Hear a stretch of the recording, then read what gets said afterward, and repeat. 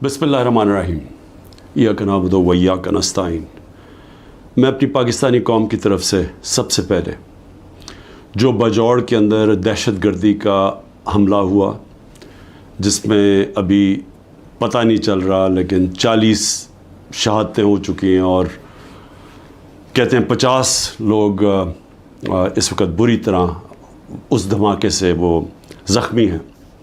तो मैं सारी कौम की तरफ से इनके घर वालों के लिए, इनकी फैमिलीज़ के लिए, बच्चों के लिए, इनके बड़ों के लिए, माँ बाप के लिए जो शहीद हुए हैं, हम सब आपके लिए दुआ करते हैं कि अल्लाह आपको हिम्मत दे, ताकत दे, सब्र दे इस मुश्किल वक्त से गुज़रने का, और सारी कौम आपके साथ है। इसके साथ मैं अपनी गवर्नमेंट को जो पैगाम देना चाहता हूँ वो बड़ा आसान है, सिंपल है।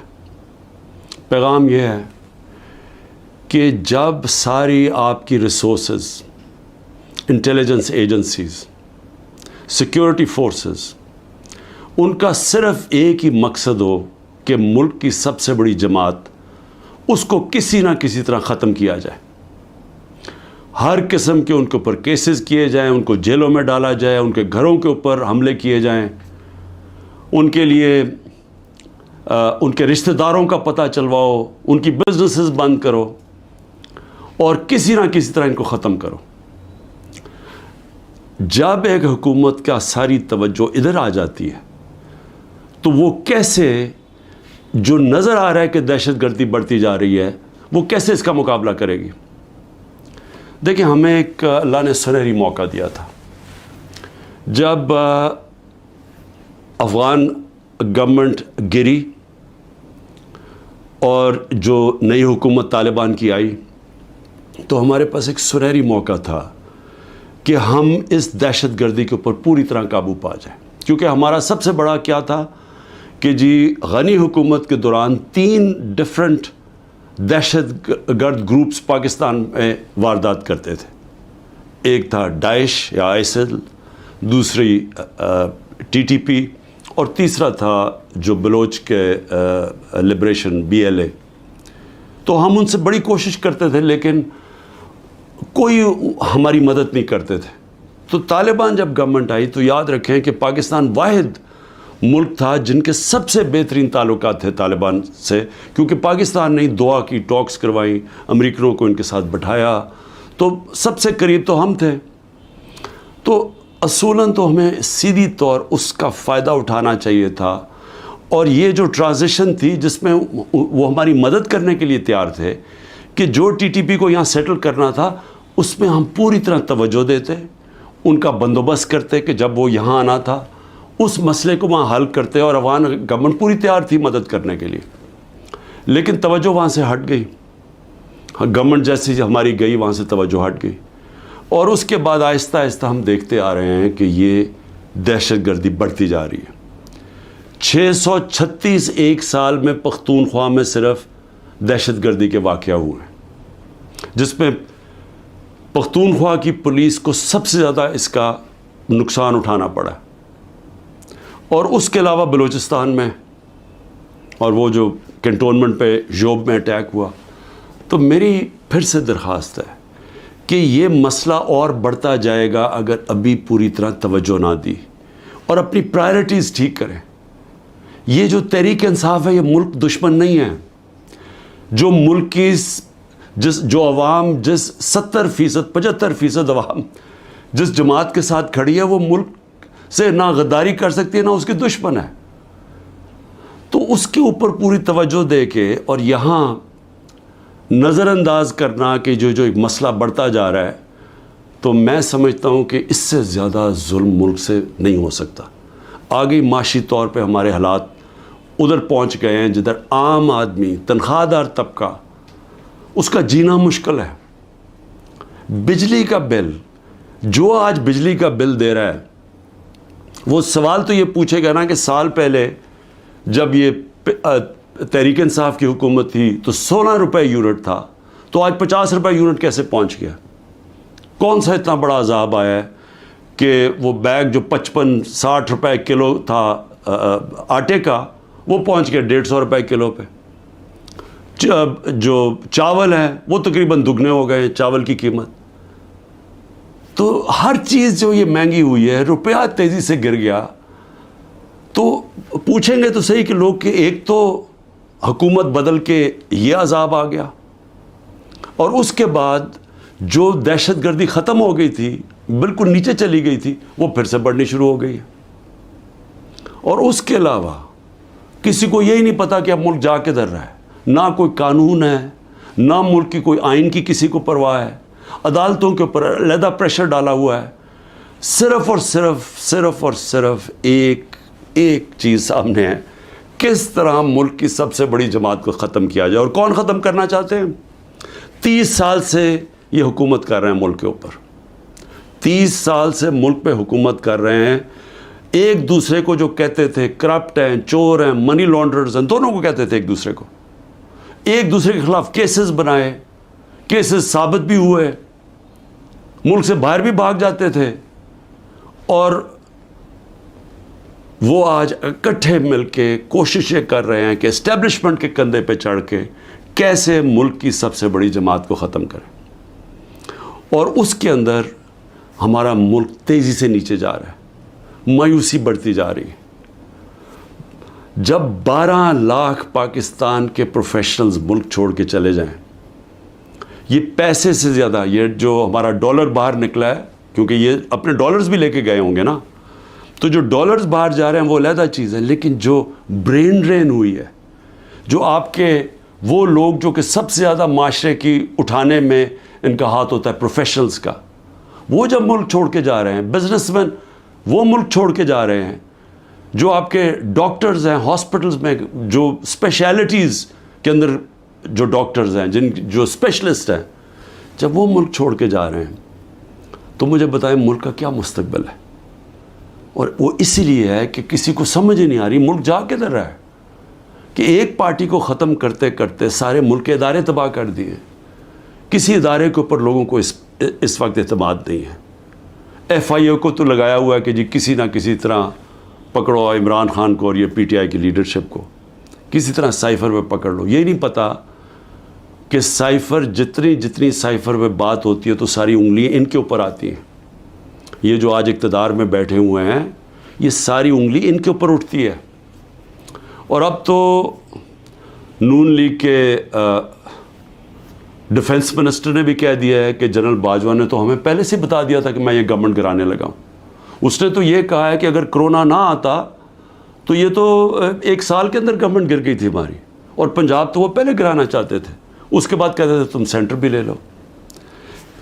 یہ نہیں کہ اس نے ڈیفنس منسٹر نے یہ جو بات کی ہے, ہمیں تو یہ پتہ ہی تھا کہ یہ ہو کیا رہا ہے, سازش ہوئی ہے. میں تو کہتا جا رہا تھا, اور سازش ڈیلے ہو گئی. 2 سال اگر کرونا کے نہ آتے تو اس کے وہ بھی کہتا ہے کہ گورنمنٹ پہلے چلی جانی تھی.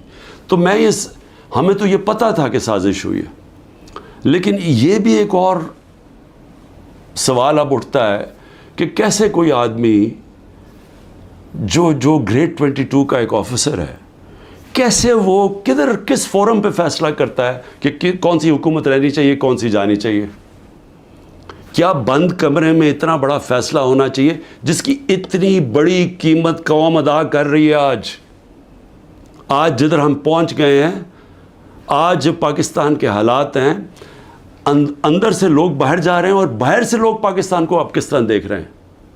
تو جب اس طرح کے حالات ہوں, کیا ملک کو صرف یہی کام کرنا چاہیے کہ کسی نہ کسی طرح جو عوام کی آواز بند کی جائے. پہلے الیکشن اناؤنس ہوئے 14 مئی کو, پنجاب کے الیکشنز کانسٹیٹیوشن کے مطابق.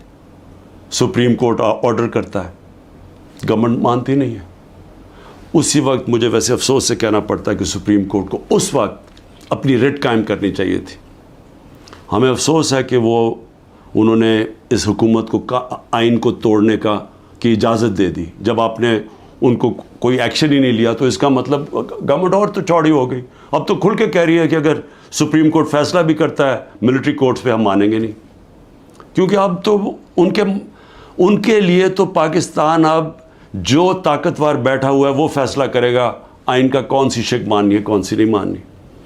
تو میں صرف اس کا یہ آگے بڑھنے سے پہلے یہ جو جنرل باجوہ کی باتیں اب سامنے آ رہی ہیں, کئی ایسی باتیں ہیں جو میں اس لیے نہیں کرتا, میں اپنے اداروں کو نقصان نہیں پہنچانا چاہتا, لیکن جو یہ جس طرح انہوں نے ایک سازش کر کے گورنمنٹ گرائی اور کیسے وہ ملے ہوئے تھے دوسروں کے ساتھ, یہ جو پی ڈی ایم کے لوگوں کے ساتھ کیسے ان کے رابطے تھے, اور کیسے انہوں نے جو سب سے بڑا ظلم کیا کہ احتساب کا عمل ختم کیا. احتساب یاد رکھیں کہ جو کرپشن کیسز تھے, میں بار بار کہتا ہوں 95% ہمارے پہلے کے کرپشن کیسز آ رہے تھے, ہمیں وراثت میں ملے تھے, ہم نے نہیں بنائے تھے. میرے اوپر تو آج 200 کیسز تقریباً ہو چکے ہیں چند مہینے کے اندر, ان کے اوپر 2 3 کیسز تھے اور وہ سارے پرانے بنے ہوئے تھے, 95% پرانے کیسز تھے. ہمیں تو وہ جو احتساب کا عمل تھا وہ بھی جنرل باجوہ نے اس لیے نہیں چلنے دیا کیونکہ ان کی پہلے سے ان سے ڈیل چل رہی تھی, بات چیت چل رہی تھی. لیکن ملک کو آج کتنا نقصان ہوا, وہ کون سا فورم ہے جس کے اندر یہ جائزہ لیا جائے گا کہ ایک کس طرح کے فیصلے نے اس عوام کو کتنا نقصان پہنچایا. میں دوسری بات جو کرنا چاہتا ہوں وہ یہ کہ دیکھیں, مجھے جو سب سے بڑا مجھے خوشی تھی وہ یہ کہ تحریک انصاف پہلی جماعت تھی جس نے خواتین کو پالیٹکس میں لے کے آئے, یعنی انہوں نے شرکت کی پاکستان کی سیاست کے اندر. مجھے فخر اس لیے ہے کہ یہ جو پاکستان موومنٹ تھی اس میں میری والدہ بتاتی ہیں کہ عورتیں کتنی شرکت کرتی تھیں اس پاکستان موومنٹ کے اندر. تو یہ پہلی دفعہ اس طرح عورتوں نے اتنی تعداد میں شرکت کی. ہم جو بائی الیکشنز جیتے, یاد رکھیں کہ جو ہم بائی الیکشنز جیتے ہیں 37 میں سے 30 بائی الیکشن ہم جیتے ہیں, اس میں عورتوں کا بہت بڑا ٹرن آؤٹ تھا. یہاں الیکشن کمیشن کو مصیبت پڑی ہوتی ہے کہ اگر اتنی عورتیں نہ پولنگ اسٹیشن پر نکلی تو ہم الیکشن کینسل کر دیں گے. یہاں ریکارڈ ٹرن آؤٹ ہوا عورتوں کا جس سے ہم نے بائی الیکشنز جیتے. لیکن جو اس حکومت نے کیا ہے عورتوں کے ساتھ جو کیا ہے, پہلے تو یہ چھوڑے نا کہ ہمارا دین کیا کہتا ہے کہ کیسے کیا رویہ ہمارا ہونا چاہیے اسلام میں عورتوں کے ساتھ. اس کے بعد ہمارا جو کلچر ہے, میں بار بار لوگوں کو بتاتا ہوں کہ میں جب پہلی دفعہ باہر گیا پاکستان سے تو میں حیران ہو گیا, اس طرح کی عورتوں کی عزت باہر نہیں ہے, مغربی معاشرے میں نہیں ہے جو کہ ہمارے معاشروں میں ہے. اور جس طرح عورتوں کو سڑکوں پہ گھسیٹا, جس طرح ان کو جیلوں میں ڈالا, جس طرح ابھی تک جس طرح عورتوں کو جیلوں میں رکھا ہوا ہے, اور میں یعنی حیران ہوں کہ کیا ڈاکٹر یاسمین کسی جلانے گھرانے یہ بلڈنگ جلانے میں تھی ملوث, کیا عالیہ حمزہ تھی, کیا طیبہ تھی, کیا صنم تھی, کیا ختیجہ, انہوں نے کوئی بلڈنگ جلائی ہے؟ ان کو اتنی بڑی سزا کہ 80 دن سے یہ جیلوں میں ہیں. اور بھی عورتیں, کوئی جیو فینسنگ میں کوئی عورت مل گئی اس کو پکڑی جیلوں میں ڈال دیا, اور ان کے بچے ہیں اور اس کے باوجود ان کو جیلوں میں رکھا ہوا. یہ کون سے معاشرے میں ہوتا ہے؟ اور یہ پرامن احتجاج تھا, پرامن احتجاج آئین ہمیں حق دیتا ہے. یہ پاکستان کا قانون نہیں توڑا تھا کسی نے. جو لوگوں نے جا کے کور کمانڈر ہاؤس جلایا تھا اس کے اوپر پوری تفتیش ہونی چاہیے اور سزا ملنی چاہیے, لیکن ان کو بھی تفتیش کریں. وہاں کوئی سی سی ٹی وی کیمرہ لگے تھے, سیف سٹی کے کیمراز تھے, پتہ تو چلے کہ کیا ہوا ہے. ہمیں پتہ ہے کہ عسکری ٹاورز کس نے جلائے ہیں, ہمارے پاس ایویڈنس ہے. ریڈیو پاکستان کی ایویڈنس مل رہی ہے کہ پشاور کس نے جلایا ہے. تو ایک ون سائیڈڈ ویو دے کے تو ساروں کو ہی اوپر ایکشن لے لیا جس میں عورتیں جیلوں میں ڈال دیے. اور عورتوں کا ان کے جو باہر عورتیں ان سے کیا ہو رہی ہیں وہ چھپی ہوئی ہیں. ہماری جو تنظیم کی عورتیں تھیں ان کے گھروں کے اوپر اٹیکس, کئیوں کے خامد کو پکڑ کے لے گئے, کئیوں کی بزنسز بند کر دی, جو خامدوں کی ہسبینڈز کی بزنس بند کر دی. یعنی وہ اتنی مشکلوں میں ان کو ڈال دیا, اور کئی تو چھوڑ کے چلے گئے پالیٹکس. انہوں نے کہا جی ہم نہیں کر سکتے, یہ کون کر سکتا ہے یہ مجھے بتائیں؟ جن عورتوں کے بچے ہوں، جن عورتوں کے خامد ہوں، بھائی ہوں، باپ ہوں، وہ جب دیکھیں گے کہ یہ ہو رہا ہے عورتوں کے ساتھ، کون اجازت دے گا اپنی عورتوں کو پالیٹکس میں آنے کے لیے؟ اور اس سے بڑا ظلم کیا ہو سکتا ہے کہ 50% آپ کی آبادی آپ ان کو پالیٹکس سے باہر نکال دیں، جبکہ وہ شرکت کرنا شروع کر دی تھی. ایک سیاسی شعور پیدا ہو گیا تھا جس میں عورتیں کیا، بچے، نوجوان، بوڑھے. لیکن جو عورتوں کی شرکت تھی، مجھے ایسے لگتا ہے کہ یہ پلان کے تحت، یہ پلان کر کے عورتوں کو سیاست سے باہر کیا جا رہا ہے. جس طرح انہوں نے اوورسیز پاکستانیز کی ووٹنگ کینسل کروائی، ہم نے جو ان کو ووٹنگ رائٹس دلوائے تھے، ہم نے ان کے پوری سسٹم کے کیسے انہوں نے شرکت کرنی ہے پاکستان کی الیکشن ڈے کے اوپر، پاکستان کے الیکشنز میں ووٹ ڈال کے، وہ انہوں نے ختم کروایا اوورسیز پاکستانیز کو، جن کے پیسے پہ ملک چلتا ہے. وہ اوورسیز پاکستانی اگر وہ اپنی ریمیٹنسز روک دیں، آدھا بھی پیسہ کام کر، پاکستان بینکرپٹ بالکل ہی بیٹھ جائے گا. ان کی انہوں نے بند کروا دی کیونکہ وہ اوورسیز پاکستانی زیادہ تر تحریک انصاف کے تھے، ان کی ووٹنگ رائٹس ختم کروا دی. اور اب آ کے عورتیں، جو انہوں نے نظر آیا ان کو کہ عورتیں نکل رہی ہیں الیکشن میں، ووٹس ڈال رہی ہیں، جو بائی الیکشنز تحریک انصاف جیتی اس میں عورتوں کا بہت بڑا ہاتھ تھا، انہوں نے اب ان عورتوں کے اوپر یہ جان کے سختی اور ظلم کر رہے ہیں تاکہ وہ بھی پالیٹکس سے باہر ہو جائیں. اور میں پھر سے کہتا ہوں، اس سے بڑا معاشرے پہ کیا ظلم کر سکتے ہیں آپ کہ صرف اور صرف یہ چوروں کا ٹولہ اوپر ملوث کرنے کے لیے یہ سارے حربے استعمال کیے جا رہے ہیں، یہ ظلم کیا جا رہا ہے اس ملک کے ساتھ. اور میں، کیونکہ عاشورہ بھی ختم ہوا ہے، میں صرف اپنی قوم سے ایک بات کہنا چاہتا ہوں. دیکھیں، ہم نے حضرت امام حسین کی شہادت سے کیا سیکھا؟ ہم نے سب سے پہلے یہ چیز سیکھی کہ جو لا الہ الا اللہ، جس کا اللہ جس کو ایمان دے دیتا ہے، اور جس کو علامہ اقبال کہتے ہیں عشق.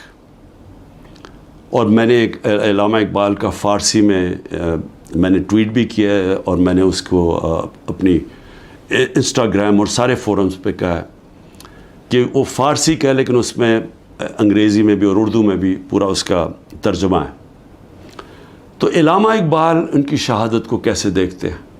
اتنی خوبصورتی سے انہوں نے بتایا ہوا ہے کہ لا الہ الا اللہ کا مطلب آزادی، اور آزادی خوف سے بھی، آزادی اپنی میں سے بھی، اور وہ آتی ہے عشق اللہ سے عشق کرنے سے. اور وہ ہے جب لا الہ الا اللہ، جب آپ اپنے ذہن میں دعویٰ کر دیتے ہیں، پھر آپ کسی کے سامنے نہیں جھکتے. تو جب پتہ تھا کہ وہ پوری کی پوری فوج سامنے کھڑی ہے، پیچھے نہیں ہٹے، جھکے نہیں.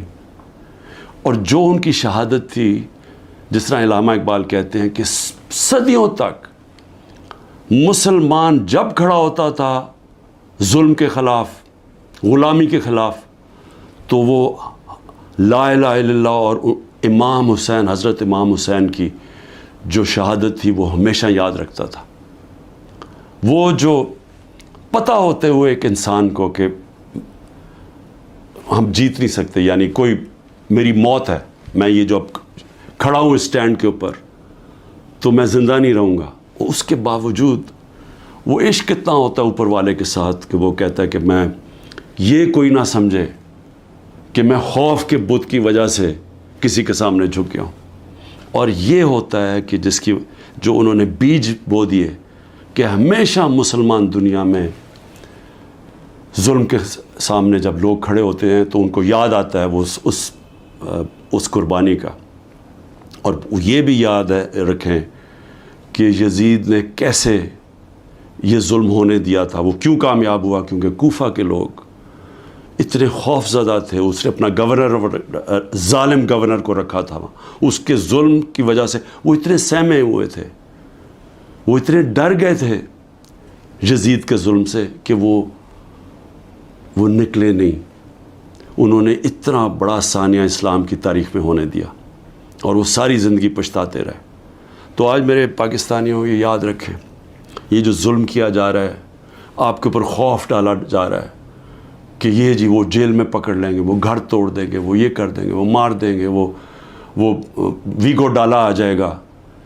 آپ اس سے اپنے آپ کو آزاد کریں. یہ جس وقت آپ نے یہ فیصلہ کیا کہ ہم رائے حق کے اوپر کھڑے ہیں, ہم ظلم کے سامنے نہیں جھکتے, ہم اپنی آزادی لے لیں گے.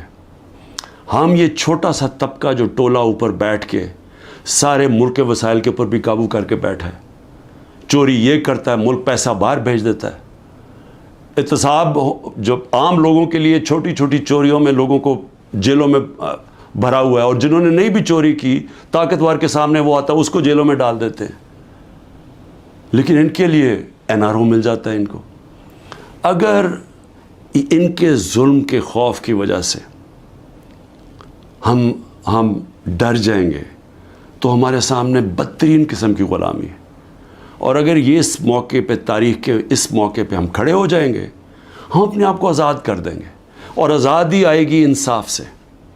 جب ہمارے حقوق کی ہمارے عدالتیں حفاظت کریں گی, جب کسی کی جرت نہیں ہوگی کسی کے گھر میں گھس کے توڑنے کا, کسی کی جرت نہیں ہوگی جھوٹا کیس کرنے کے لیے. میرے اوپر 180 سے اوپر کیسز ہیں. میں پچھلے 2 مہینے میں تقریباً 350 مختلف کیسز کے اندر عدالتوں میں جا چکا ہوں. ایک دن میں 19 کیسز کا میں نے سامنا کیا, اور میں یہ کرتا جاؤں گا. ہو سکتا ہے کہ میں نہ کر سکوں یہ مجھے جیل میں, کیونکہ پوری کوشش کریں جیل میں ڈالنے کی, میں اس کے لیے تیار ہوں. لیکن میں یہ بتانا چاہتا ہوں کہ یہ جو مرضی کر لیں, میں کھڑا ہوں. میں کسی صورت یہ ان کے حربوں کی وجہ سے, ان کے ظلم کی وجہ سے میں کسی صورت ان کے سامنے جھکوں گا نہیں.